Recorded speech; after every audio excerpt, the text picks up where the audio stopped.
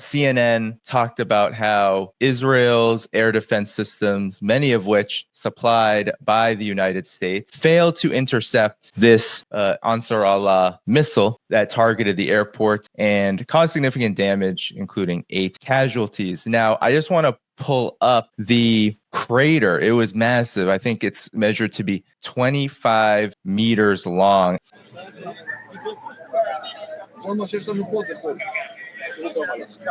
The reason why Ansar Allah is doing this, they said directly, that it's because Israel is escalating. Israel's on the offensive in Gaza as we speak, accelerating and increasing the scale and scope of its genocide. So the poorest country in the world is able to do this with what appears to be a hypersonic ballistic missile that traveled 1,200 kilometers across Yemen into Israel. Well, I think it's important to highlight that not only did it traverse 1,200 kilometers, but it went through 4 layers of what are supposedly impenetrable air defense systems, including the Arrow system and the billion-dollar THAAD system. So I think this has punctured a hole in the Israeli sense of impunity, that it has, these powerful defenses. It's like wearing huge, powerful body armor, and then it goes out and bullies all of its neighbors. And this has literally punctured a hole in that. Right now, they're claiming that it was some kind of technical failure and that they detected everything. But once again, as I said, it went through 4 layers of air defense. This is the kind of thing that is not supposed to happen. I was on earlier today regarding, the liberation of Saigon and the reunification of Vietnam. And just before that, during the Paris peace talks, Richard Nixon unrolled this military operation Linebacker 2. And again, the B-52s were supposed to have total and complete air dominance along with its support system, and multiple B-52s were shot down. That was a huge crushing blow to U.S. confidence, and they claimed that this forced the Vietnamese to the table. But actually, if the U.S. had been successful, it itself would not have gone to the table. I think this is a similar situation. I think the U.S. and the Israelis are going to have to reckon with the fact that they are not the invincible bullies that they once were. And I think there's, thousands of reserves are going to be called up, and there's going to be, a massive escalation. But at the end of the day, there's only so much you can do when your foundational source of force projection has been shown to be wanting. Talk about the significance of this, especially in light of the fact that the United States, as we move into this multipolar world, has been targeting Yemen hard with 800 plus airstrikes, and yet this happens. Well, the Yemeni leadership in the government where the majority of the Yemeni population lives in the north, it's called in the west the Houthis. It's not the official name. The official name is Ansar Allah. In response to this attack on Israel, they said that they will stop attacking Israel when Israel stops committing genocide against the Palestinian people in Gaza. And this has been the explicitly stated demand of the Yemeni leadership since October 2023. And that part is conveniently ignored in much of the debate about Yemen. And it's the most important part. You can't understand. Israel says these are terrorists who are attacking us because they hate freedom or whatever nonsense, this Bush era war on terror nonsense. But in reality, Yemen is it's carrying out an act of humanitarian intervention. The US for decades has used this lie, claiming that its military intervention is for humanitarian reasons. Well, here we have an actual case of an ongoing genocide sponsored by the US in Gaza being carried out by Israel. Israel is being investigated by the International Court of Justice. There's an open case. Judges at the ICJ at The Hague, they ruled that Israel can be investigated on plausible charges of genocide. Many countries have joined this case that was started by South Africa. Many countries in the global south have joined. And meanwhile, top experts at the United Nations have repeatedly said that Israel is committing genocide. The UN created a commission to investigate Israel's crimes in Gaza, and they also stated, this UN body stated, that Israel's committing genocide. And the people of Yemen, which is the poorest country in the region, have stood up. They're one of the only countries in the region that has fought for the Palestinians. The richest countries in the region, like Saudi Arabia, the United Arab Emirates, Qatar, they've done nothing to help the Palestinians. In fact, on the contrary, Saudi Arabia is invested in Israel's illegal colonization of Palestinian land in Israeli settlements. In Trump's first term, his Israel policy was overseen by his son-in-law, Jared Kushner, who is married to Trump's daughter. Jared Kushner is also a multimillionaire real estate mogul like Trump. And Jared Kushner, just a few months after leaving the White House during Trump's first term, he created an investment fund, and the Saudi monarchy gave his investment fund billions of dollars from Saudi Arabia's sovereign wealth fund to invest in specifically Israeli assets, and in particular in an Israeli company that profits from illegal settlements in Palestine. So the richest countries in West Asia that have all of this oil money are actually helping Israel. They're invested in Israel. They're helping it colonize Palestine, doing nothing to support the Palestinian people. Meanwhile, the people in the poorest country in the region, Yemen, that were also victims of a horrific war carried out by Saudi Arabia with U.S. backing for nearly a decade, that killed hundreds of thousands of Yemenis using disease and hunger as a weapon. They have stood up and have been fighting in defense of the Palestinian people. So all of that context is very important to understand why Yemen attacked Israel. It was not because they just wanted to go out of their way to kill Israelis and attack civilians. No, this was part of a war that has been going on. Yemen has been part of a U.S.-Israeli war, and there are some other resistance forces in the region that are also involved in this war. But of course, most of the governments in the region are just obediently going to do what the U.S. tells them, and they're afraid of Israel. And the fact that the poorest country was able to stand up to Israel shows that at the end of the day, Israel is a paper tiger. Netanyahu said in his own words, it's not going to be just a single bang in response to what Yemen just said. It's going to be many bangs. But isn't that what's been going on in Yemen for a while now? The United States, many reports are saying not only has there been 800 plus strikes, but there's been just hundreds upon hundreds. We don't even know the casualty count, the murdered in Yemen. What's going to change with Israel saying they're going to go in with their air force? Yeah, I mean, Yemen is a country that has been a victim of Western wars for decades, really since 9/11. It was one of the first countries to be targeted by U.S. drone strikes in the so-called war on terror. And the so-called Houthis, that's this derogatory name used by the West, they're actually called Ansar Allah. Their origins are, in fact, in the indigenous resistance forces in Yemen after the U.S. invasion of Iraq. They were also resisting Saudi Arabia's Wahhabi influence.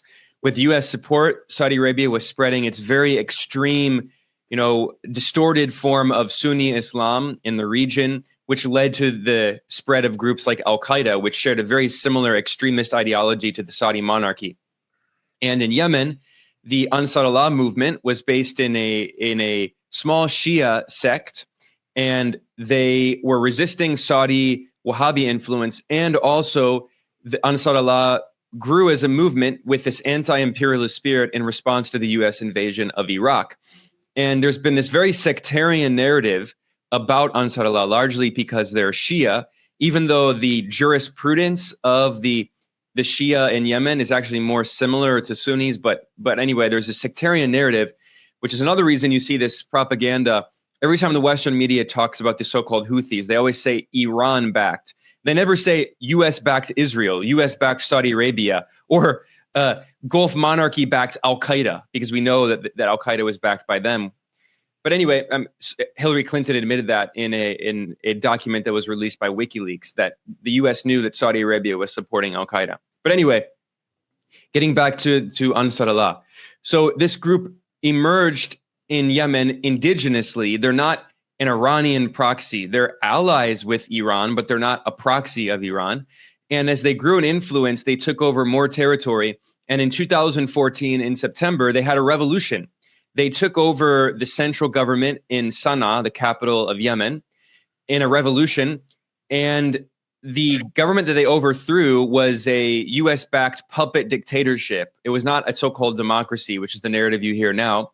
And they had a kind of nationalist revolution with an Islamic orientation. Ansar Allah is very similar to Hezbollah in Lebanon, a kind of Islamic-oriented national liberation movement, third world nationalist movement. And in response to their revolution in September of 2014, in March of 2015, Saudi Arabia, backed by the US and the UK and France, launched this brutal war on Yemen. They bombed Yemen for nearly a decade. Technically, the war never ended. There was a kind of de facto ceasefire, but the Trump administration recontinued. They relaunched this war that's been going on now for a decade. And Trump's constantly posting on social media about how he's bombing all these areas, including civilian homes in Yemen. And they say, oh, there's a senior member of Ansar Allah who's with his family, so they'll just kill the entire family. So it shows that what Israel does in Gaza is exactly what the US does as well. This is not an accident. This is the intentional strategy, is liquidating entire families, is killing 10 civilians so they can kill one militant.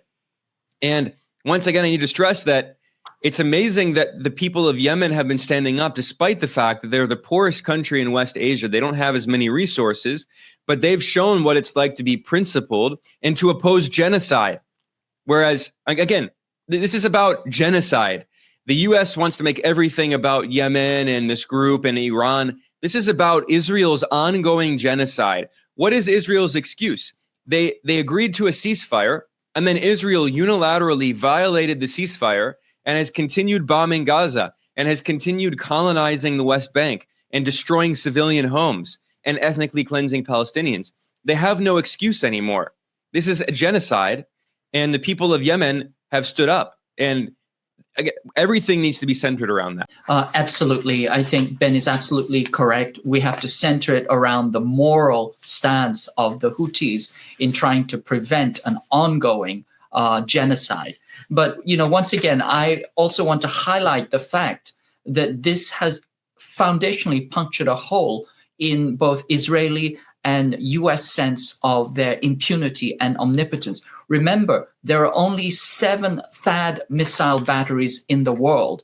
And in October of last year, or at October of 2024, the US sent a THAAD battery to Israel to shore up its capacity to exert and continue to bully. And the fact that the THAAD system has been shown to be helpless against the Ansar Allah, I think really, really shows how far U.S. military power has degraded, and also the incredible cost asymmetries that are involved. A single THAAD missile is about $12 million. Who knows what the Houthis are paying, but certainly it's not $12 million per missile. And also, the U.S., in order to continue this escalation, needs to understand that there are multiple rare earth minerals that go into every single missile and guidance system that they're currently using, which China has currently embargoed. So once again, even if the THAAD system were working, and it clearly is not in this situation, they would be facing a depletion of their capacity very rapidly. Yeah, I just want to make one other quick point based on what KJ said, which is the term bully. Israel, it really is this simple. Israel is this big colonial bully that is used to attacking every neighbor it has, most of the countries in the region. They never attack Saudi Arabia or the UAE, of course, because they're loyal, Israeli allies. But they've attacked Syria. They're occupying Syria. They've attacked Lebanon. They tried to occupy Lebanon. They're constantly attacking Palestine. They're attacking Yemen. They've attacked Iran multiple times. They've attacked Iraq, and they never expect a response. Whenever a country responds, then Israel's like, oh, we're the victim. Everyone needs to cry for us. The Yemenis are responding. Iran also responded after Israel after it attacked Iran's consulate in Syria. Syria can't respond because it had a government that was responding, that was overthrown in an operation backed by the US and Israel and the Gulf monarchies. But they're so used to impunity, to no one pushing back, that as soon as someone pushes back, even though it's not in any way proportional compared to what Israel is doing, just minor pushback, and they lose their mind and they go even further into a rage. And of course, this is the mentality of bullies. And this is exactly what the US government has done for decades. And at the end of the day, it always leads to overplaying their hand, overextension, and ultimately it puts them in a deeper crisis. KJ, we often talk about this term, and I know, Ben, you've done a lot of work on this term too, blowback. And we often talk about it in terms of the proliferation, for example, of Al-Qaeda because of U.S. wars and direct U.S. support even, or indirect, direct, we can use those terms kind of loosely there. This is another kind of blow. It's the resistance getting stronger. And, we've talked about Yemen and Ansar Allah with, hypersonic missiles that they've been building and preparing to fight a war to defend themselves and now to stand in solidarity with Gaza. And you also have Iran at the same time that this is happening, unveiling their own new ballistic missile, which they're saying THAAD systems are not going to be able to stop. The U.S.'s air defense systems, Israeli air defense, they're not going to be able to stop. So this is, I think this is a huge turning point. Where does this fit, KJ, for all of you in this larger shift globally? Because I think oftentimes we talk about this separate and in a vacuum, but where does this fit all in this larger geopolitical shift we're seeing worldwide? Well, I think, to give it broad brushstrokes, the U.S. has always considered itself to have a monopoly on violence, that it is the hegemon that can exert violence all around the world and twist the world to its own designs. That has been debunked in this very, very graphic way with this most recent issue. But I think it's not simply blowback, but it's also the fact that the U.S. doesn't seem to be able to understand that their opponents are capable of counter moves. They think that all they have to do is do something and the other side will simply capitulate. It's the idea, it's the bully idea that if I bully you, if I hit you, you're just going to take it. They don't understand that counter moves can be made and that, this, small target that you have been bullying has a capacity to grow, to develop, to react, to create countermeasures. In the larger perspective, the U.S. has always had different kinds of offset, asymmetrical ways of overcoming other countries. The first offset was what we call mass. This is simply, we have more firepower than you. We have a larger explosive power than you. When that was matched by other countries such as China and Russia getting mass, such as the atomic or nuclear bombs, then the US shifted to what is called the second offset. The second offset is this notion of precision, that we can attack your targeting platforms before they even get off the ground. So precision beats mass. And then the third offset is what we call diffusion. It's this notion that if we distribute and diffuse our capacity to attack, then even if you have precision, we can overcome that like a cloud or a network attack with drones. That, again, has been shown to be not viable. In particular in the Ukraine war, where the Russians have shown that they can match and actually outmatch anything the U.S. is doing on the war, on the battlefield, with their own network drones and automated weapons platforms. And I think we're seeing the same thing. If you'll pardon the analogy, when the Third World liberation movement started to gain power, one of the reasons why they were so effective was that the AK-47 was widely distributed, which was an equalizing force against the colonial powers that had always had this massive firepower advantage. When the AK was distributed throughout the Third World, this became this huge equalizer that was able to create massive disruption and eventually defeats for the colonial powers, so that they started to retreat. This is why you have, at least, 3 countries in the global south that have the AK-47 on their flag or on their coat of arms. And I think the similar situation is we're starting to see that. We see that, even small powers can have long-range standoff capacities, that they have a capacity to network these attacks.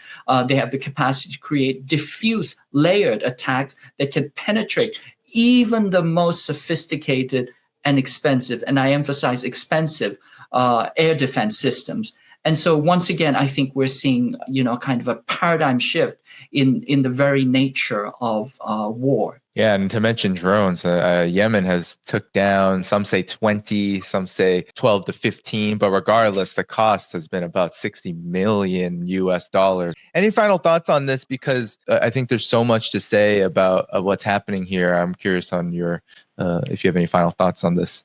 KJ raised some really important points, especially about the AK-47, of course, designed by the Soviet Union, made very cheaply and reliable for Global South national liberation movements.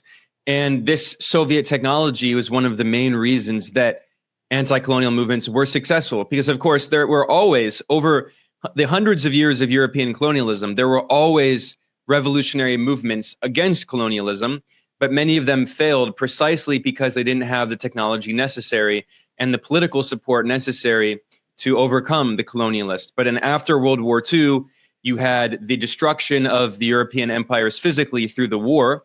And then you also had this new technology with support from the Soviet Union and then support from the People's Republic of China. All these conditions came together and made it possible for the anti-colonial movements to be successful. And today, it's not exactly the same. You don't have a Soviet Union anymore, but you do have similar breakthroughs in cheap and reliable technologies, especially from China. We're talking about these drones. Where do all the parts for these drones come from? Of course, from China, which now is the world's manufacturing superpower. It makes all of these products very reliable and very cheap. And of course, China is a peaceful power. It has not been involved in a war since 1979. And China has encouraged peace in West Asia and supported the Palestinians and tried to broker peace.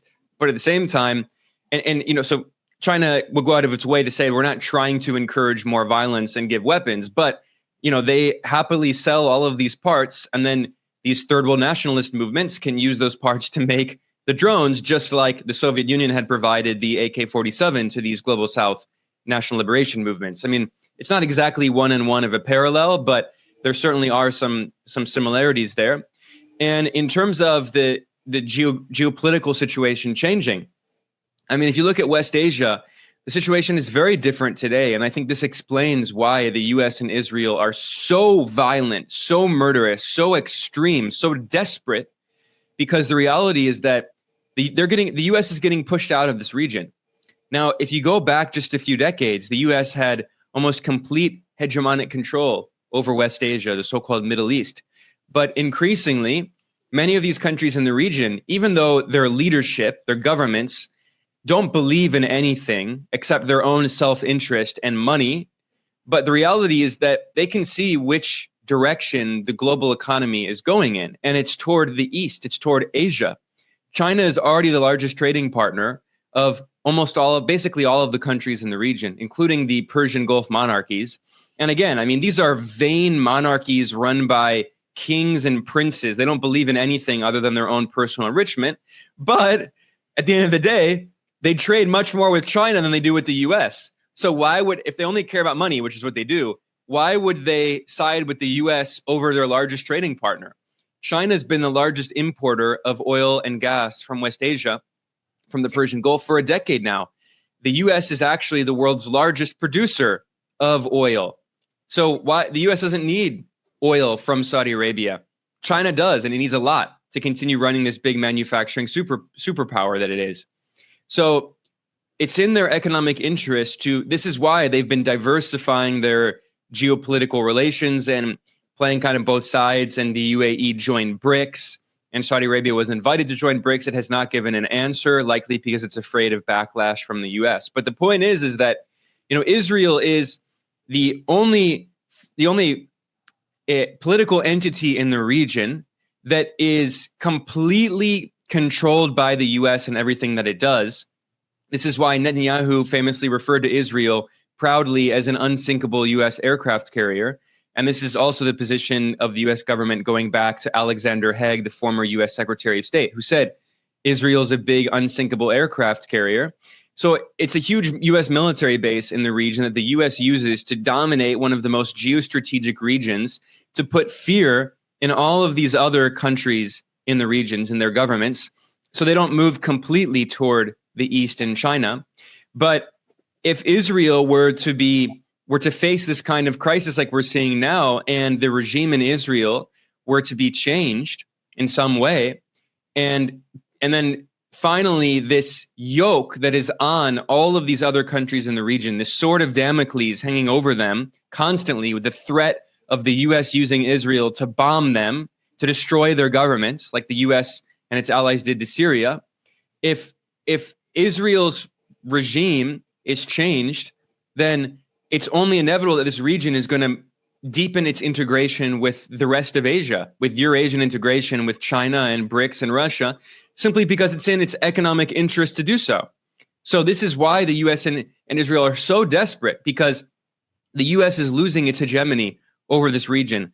Everyone can see it. Maybe KJ, you can comment on this too, because I think it's such an important thing to highlight, that the United States is losing its influence, and that despite all of the violence, the horrors, the genocide, the constant acceleration and escalation of endless wars in this region, leading to what the dream for some of these neocons and imperialists is, which is a war in Iran, we see the more that this happens, actually the more resistance that comes out of it, and the more that U.S. power in this region wanes. Because a lot of people will say, well, the U.S. is killing a lot of people, Israel is killing a lot of people, they're powerful. The US killed a lot of people in Vietnam, it killed a lot of people in Korea, killed a lot of people all over the world, and yet it has never won a war, certainly not against a peer competitor, anything that we could consider to be a peer competitor. So I think this notion that simply that it's killing or destroying in and of itself doesn't mean that it's doing anything particularly strategically effective. You know, a school shooter can kill a lot of people, but that doesn't mean that they have accomplished whatever it is they're trying to accomplish, if anything. And I think the US, as you point out, is going into this school shooter mode, that it's just kind of randomly accelerating and increasing violence in an act of desperation. It's like, the bar drunk, as the bar is closing, and their checks and their credit cards have been refused, they're looking for a fight. They want to take on a fight, and they're willing to fight anybody or everybody, if the case may be. But this is actually an act of madness. I think there are other dimensions that enter into the picture. Certainly, it's not simply on the military dimension, but it's also the U.S. is losing power in the financial dimension, certainly because of the tariffs, but even before that, over a period of decades and decades of deindustrialization and shifting purely to a rentier financialized system, it has severely undermined itself without understanding that it's created completely rotten foundations for its own exertion of power. But I think, once again, not only is the U.S. not thinking strategically, but it's not able to think dialectically, that, as you point out, it doesn't understand that what it does is going to create a counter move, a counter reaction, and that what they think is an exercise of force is actually a deep undermining of their own power. I think there's some deep thinking errors that are going on. Regarding Israel itself, I'll also point out that, not only is it the US's unsinkable aircraft in the area, but it also ties to the notion that the United States is trying to bottle off the planet with a series of choke points. And Israel is one of the key areas in which it seeks to dominate one of the key choke points of the planet.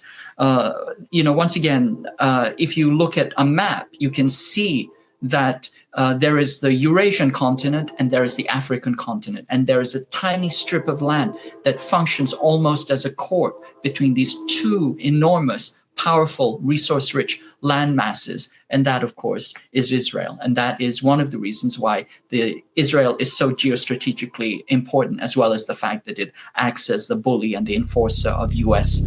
hegemony in the region.